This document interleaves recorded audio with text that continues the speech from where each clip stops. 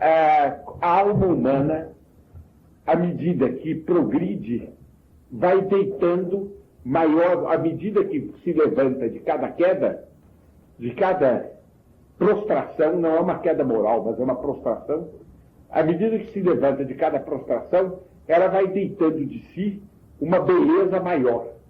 Ela vai deitando de si a beleza incomparável da abnegação. Porque o homem, para atrair, precisa ser abnegado. Um homem egoísta não atrai ninguém. Todo mundo tem horror ao egoísmo e foge do egoísmo. Os homens só vão atrás daqueles que são abnegados. Quando a alma chegou ao último ponto da destilação de sua abnegação, quando ela deu tudo quanto ela podia dar, ela está preparada para atrair a si todas as almas.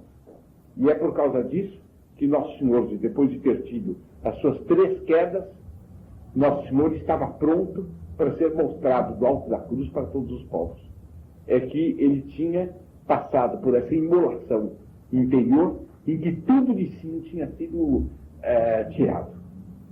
Notem bem que por mais sublime que seja a crucifixão, não há palavras para indicar suficientemente a sublimidade da crucifixão.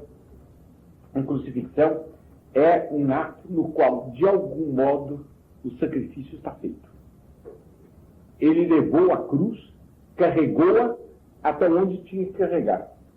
Ele ali, com dores ainda maiores, ele se deixa crucificar. Ele vai sofrer ainda mais. Cada vez mais, até o último momento, até o consumatum est, ele vai sofrer cada vez mais. Mas aquela operação de ele mesmo carregar a sua própria cruz, esta operação cessa com a crucifixão. Ele se deita e em diante é a cruz que o carrega. Não é mais ele que carrega a cruz. Ora, há também etapas na nossa vida espiritual em que nós temos que carregar a cruz. Nosso Senhor quer de nós que nós ponhamos o sofrimento sobre os ombros e que nós tomemos iniciativa de caminhar de encontro à dor. Iniciativa de caminhar de encontro à renúncia. A iniciativa de caminhar de encontro ao desagradável por um trabalho que não é apenas a aceitação do que cai em cima de nós, mas é nós que vamos à procura do tremendo, do terrível, do trágico, do apocalíptico. Nós que vamos por amor a ele. Depois, então, que houve essa depuração em nós, e que nós vamos por nossas pernas até onde ele quis, depois, então, ele nos toma e ele nos crava na cruz definitivamente. É uma coisa diferente, nos une a ele para todo sempre. Ora, isso diz respeito à vida espiritual. Isso diz respeito a todas as provações que nós temos em nossa vida. As perturbações, as situações que nós não sabemos explicar, tudo isto se explica nessas 3 dimensões do cansaço. Se os senhores quiserem, são então 2 etapas e 3 dimensões. A primeira etapa, falando em termos de etapa, é ir de encontro à cruz, depois, segunda etapa, deixar-se cravar nela. O que é isto? É o homem que vai até o auge da renúncia, primeira etapa, despojando-se sucessivamente, depois, segunda etapa, tendo chegado ao auge da renúncia, permanece nela a vida inteira. Bom, as 3 dimensões são 3 mobilizações das energias humanas, cada vez mais sobrenaturais, cada vez menos humanas. Não é isso? Até o homem, nos 3 cansaços que dizem respeito à primeira etapa, até o homem ter dado de si tudo aquilo quanto ele podia dar. Mas há depois uma fase em que há uma prostração, em que a gente começa a perder o fôlego. Esta fase é melhor do que a primeira, porque o militante que faz a propaganda cansado, e no qual se vê que ele continua a lutar cansado, ele não sabe. Ele pensa que ele está impressionando menos porque ele brilha menos. Mas há um brilho do cansaço que vale 1000 vezes mais do que o brilho do repouso. Há um brilho da doença que se arrasta e que é incomparavelmente mais belo do que o brilho da saúde que marcha. Há um brilho do sacrifício e da tristeza, que é o brilho da abnegação, e que empolga 1000 vezes mais do que o brilho da euforia da vitória.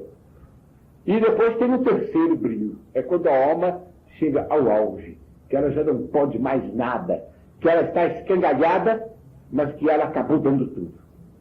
Bem, é claro que sendo nosso Senhor Jesus Cristo a própria perfeição, homem-Deus, concebido sem pecado original, nele as coisas se passaram misteriosamente e não se passaram exatamente como eu estou descrevendo num homem.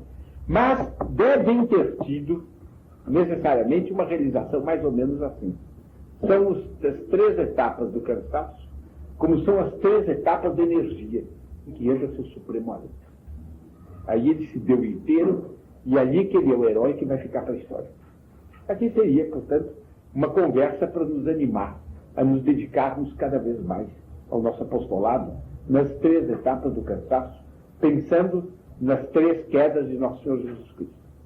Não sei se isso puder ser, sério, de alguma utilidade, eu ficarei encantado.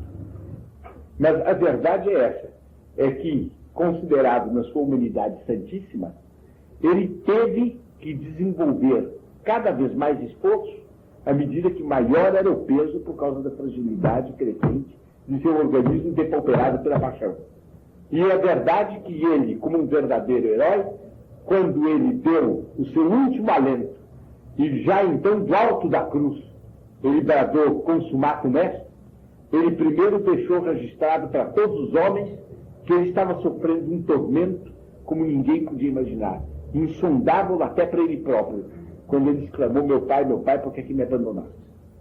Mas depois, quando ele disse as últimas palavras, a gente examina e a gente tem, na primeira impressão, a ideia de uma derrota. Depois a gente vê que é uma grande vitória. Esse consumatum est. Consumatum est quer dizer, de algum modo, o seguinte: conseguiram de mim aniquilar-me. A minha destruição está completa. Mas, de outro lado, o consumatum est quer dizer outra coisa. Quer dizer, tudo aquilo que eu devia sofrer, eu sofri.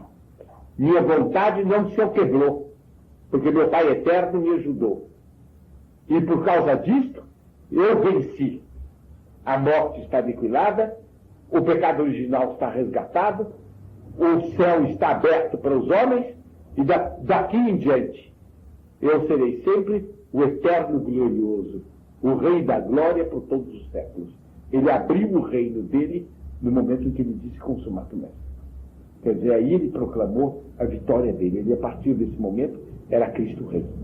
Ele foi coroado no momento em que ele disse: está tudo perdido, ou seja, está tudo ganho.